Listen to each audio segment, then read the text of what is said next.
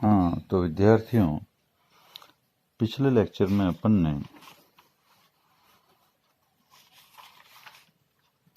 क्रय पद्धति के अंतर्गत किन किन बातों का ध्यान रखना चाहिए उसके बारे में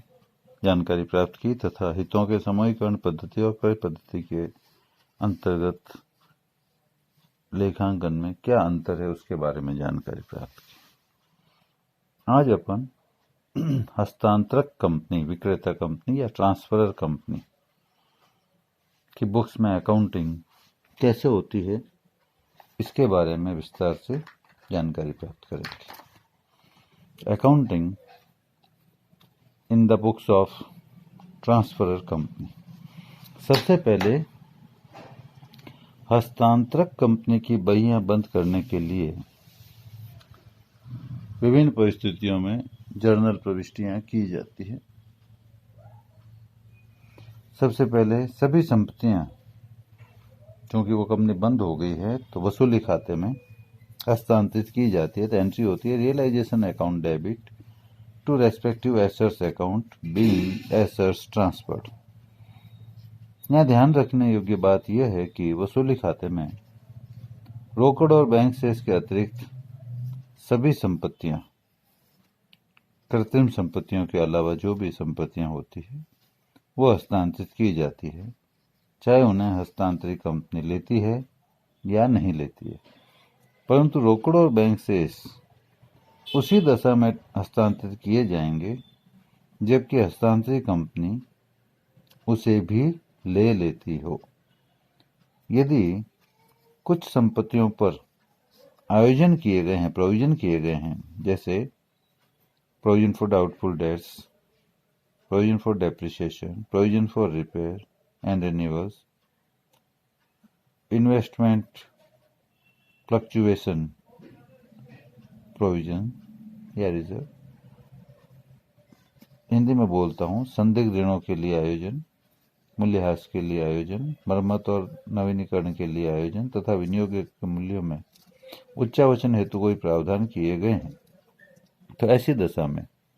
संपत्तियों को तो पूरे मूल्य से ही हस्तांतरित की जाएगी।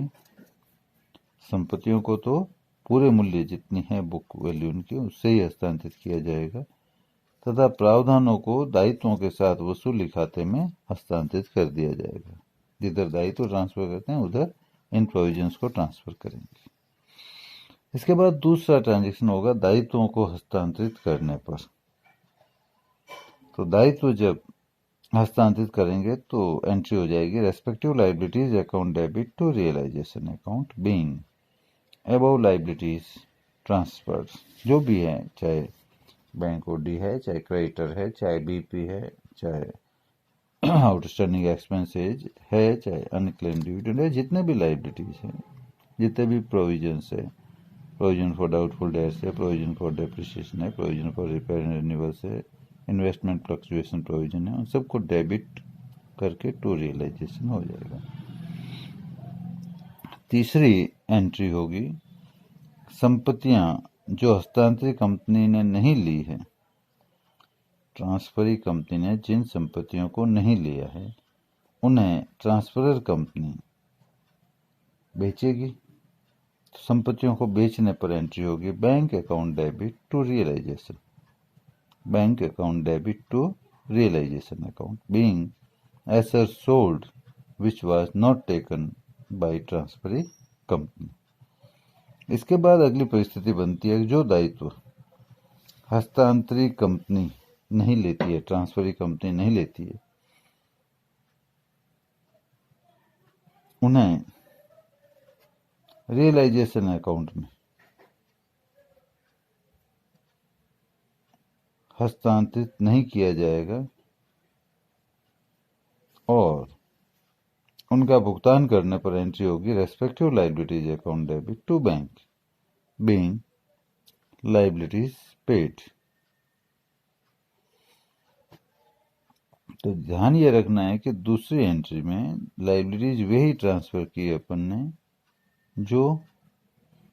ट्रांसफरी कंपनी ने ली है, जो नहीं ली वो ट्रांसफर नहीं की। आगे यदि दायित्वों को चुकाने पर कोई लाभ हो, जितना दायित्व उससे कम चुकाएंगे तो लाभ हो जाएगा, तो एंट्री हो जाएगी respective liabilities account debit to realisation account being profit on payment of liability transferred. और हानि होने पर इसकी उल्टी एंट्री हो जाएगी realisation account debit to respective liabilities being loss on payment of liability transferred. उसके बाद है यदि ऋण पत्रों का भुगतान ट्रांसफरी कंपनी हस्तांतरित कंपनी द्वारा न किया जाकर हस्तांतरित कंपनी द्वारा किया जाता है। यदि ऋण पत्रों का भुगतान ट्रांसफरी मतलब हस्तांतरित कंपनी द्वारा न किया जाकर हस्तांतरक ट्रांसफर कंपनी द्वारा किया जाए तो एंट्री होगी debentures account debit to bank being paid to debenture holder. इसके बाद क्रय प्रतिफल देय होने पर परचेज कंसिडरेशन ड्यू हुआ तो एंट्री होगी transferee company account debit to realisation being purchase consideration due. इसके बाद क्रय प्रतिफल का भुगतान होता है, तो क्रय प्रतिफल का भुगतान करने पर एंट्री होगी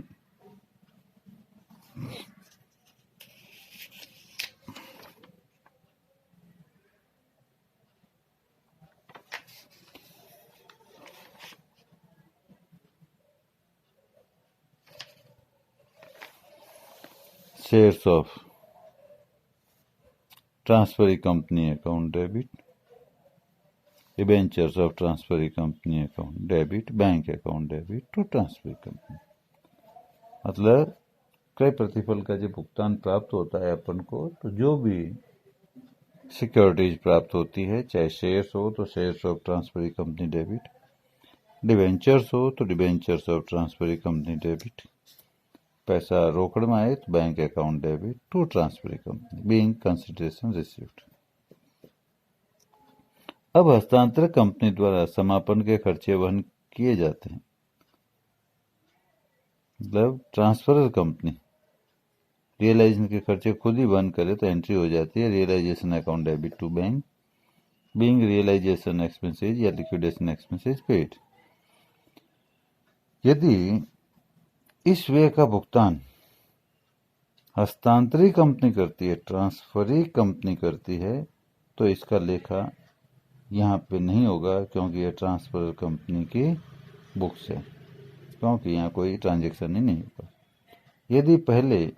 इनका भुगतान ट्रांसफर कंपनी करे और बाद में ट्रांसफरी कंपनी हस्तांतरित कंपनी इसका पुनर्भरण कर दे तो इस संबंध में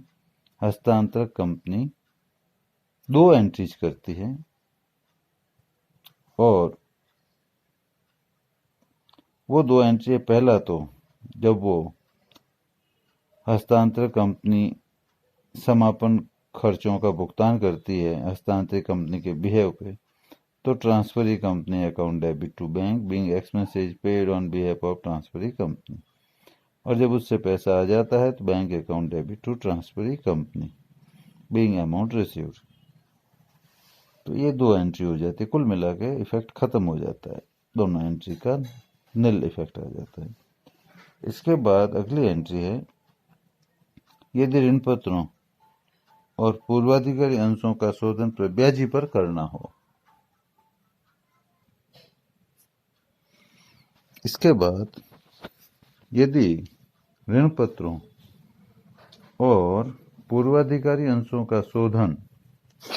प्रीमियम पर प्रब्याजी पर करना हो तो पहले प्रब्याजी का प्रोविजन करना होता है, तो उसके लिए एंट्री करते हैं realisation account debit to premium on redemption of debenture account, या डिबेंचर होल्डर भी कर सकते हैं डायरेक्ट, और to premium on redemption of preference shares account या प्रेफरेंस शेयर होल्डर लिख दो, जो भी जिसका भी अपन प्रीमियम पे शोधन करेंगे उसका प्रीमियम का प्रोविजन कर देंगे। Being premium on redemption of securities transferred. इसके बाद अगली एंट्री होती है ऋण पत्रों और पूर्वाधिकारी अंशों का शोधन यदि बट्टे पे करना हो, जिसकी संभावना नहीं होती पर परिस्थिति तो डिस्कस करनी पड़ती है, तो उसकी एंट्री होती है discount on redemption of debenture या debenture holders account debit, discount on redemption of preference shares account debit या प्रेफरेंस शेयर होल्डर कर दो to realisation account being discount on redemption of securities transferred. इसके बाद यदि ये ऋण पत्रों और पूर्वाधिकारी अंशों के शोधन पर प्रब्याजी का प्रोविजन और डिस्काउंट का जो प्रोविजन है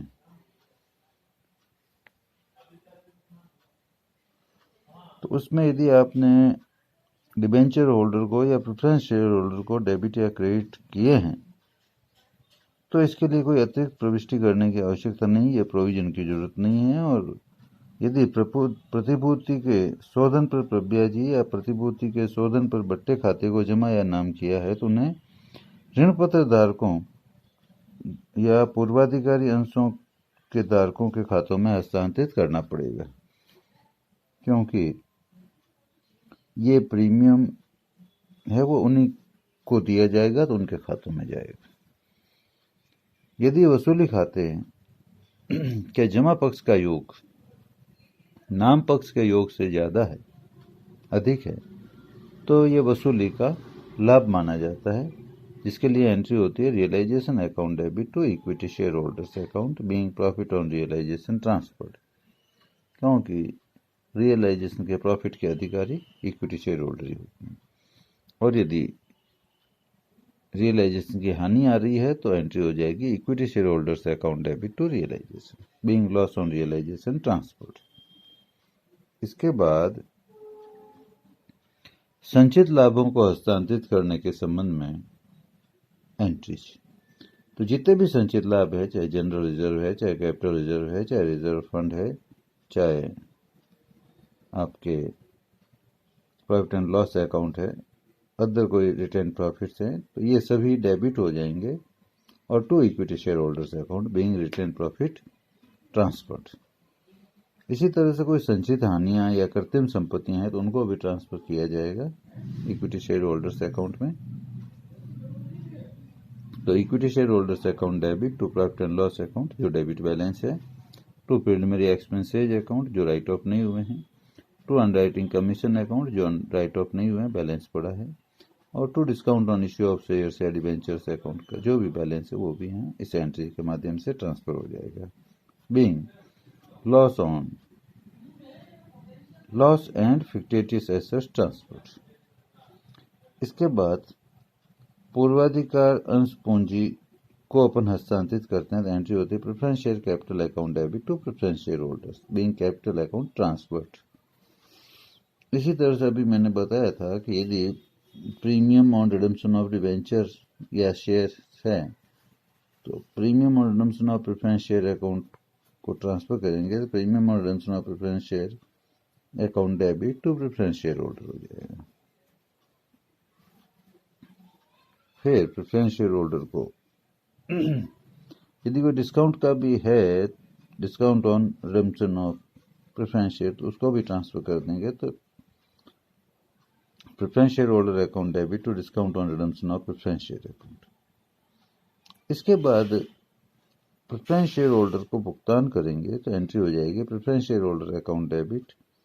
उनको प्रेफरेंस शेयर देंगे ट्रांसफरी कंपनी के तो to preference shares of transferee company, equity share देंगे तो equity share of transferee company, debenture देंगे तो डिबेंचर ऑफ ट्रांसफरी कंपनी, रोकर देंगे to bank account being amount paid and securities of transferee company given to preference share holders. इसके बाद में equity share holders को भुगतान की बात आती है तो इक्विटी शेयर होल्डर को भुगतान करने के लिए एंट्री हो जाएगी, पहले इक्विटी शेयर कैपिटल को ट्रांसफर करेंगे इक्विटी शेयर होल्डर्स में तो equity share capital account debit to equity share holders account being equity share capital account transferred. उसके बाद